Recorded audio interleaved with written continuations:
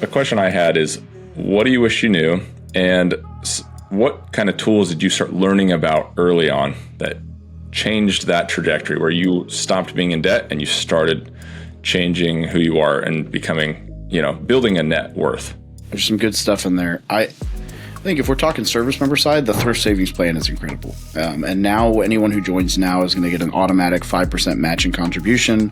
So it won't start. I think it's 1% at first, and then once you hit year 2, it'll go to 5%. As long as you match, put 5% in. So I've always told people, put 10% of your paycheck into the TSP while you're at boot camp. When they have you sign up, start it. You'll never know you're missing it. And then every time you get promoted, put 1% extra in. And so, or every time you get a pay raise. So that first 4 years, you're going to get 4 pay raises. Plus, if you get promoted, so you might get 6 or 7 pay raises, you might be at 15, 16, 17% that you're contributing by the end of 4 years.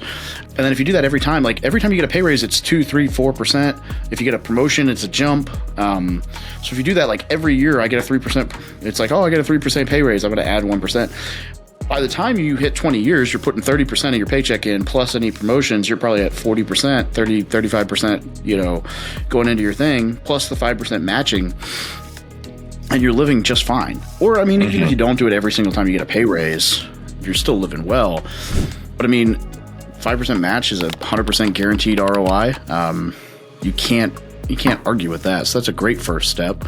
And it no longer starts off in the G fund, which sucks. It's bonds. It now starts in the life cycle fund, correlated with when you should retire. So even if you don't understand anything, if you don't understand anything about finances, you can just leave it alone, let it ride, and you'll be able to at least pull a decent amount of money out of it comfortably when you retire. Wow, I'm shocked. Huge. If you see me on video, that right there is going to save hundreds of thousands of people who just don't know any better. Yeah, just absolutely. Out of the gate. I was one. That's incredible. I contributed 10 or 15%, or between 8 and 10%, 8 and 12%, depending on where I was, into the TSP for that first. By the time I hit the 2015 and I started learning about this stuff, I had averaged probably a 9% or 10% that I'd been contributing. It had always been in the G fund. So you think 2008 to 2015, the market's averaging a 20 to 30% return coming out of the crash, and I'm earning 2% because I was in bonds. So had anybody just come alongside me and been like, hey, do this, just change it to one of these accounts, I would have at least double in there that what I do now, if not triple. That's crazy. You're saying the federal government. Yeah. Go ahead, Dave. I was just going to say something we really need to highlight there, because you breezed over it really quick.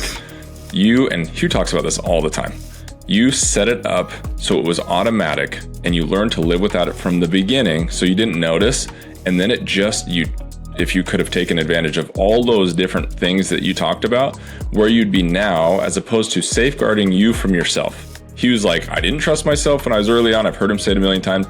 So I did this, and I just put the money into this thing. You made it automatic for all these young guys and gals that are going in the military. Listen to what Dave just said. Make it automatic. Do it from the day you sign. And by the time you're thinking about separating or retiring, you are going to be in an awesome position financially. I love that step, Dave.